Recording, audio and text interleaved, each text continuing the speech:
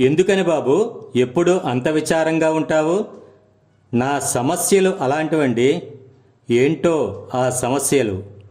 నాకు షుగర్ ఉంది. నా జీతం చాలీ చాలక ఉంది. ఎప్పటికైనా సొంత ఇల్లు కట్టగలనా అని ఆలోచన ఉంది. ఇంతేనా, ఇంకేమైనా ఉన్నాయా? ఇంతేనండి.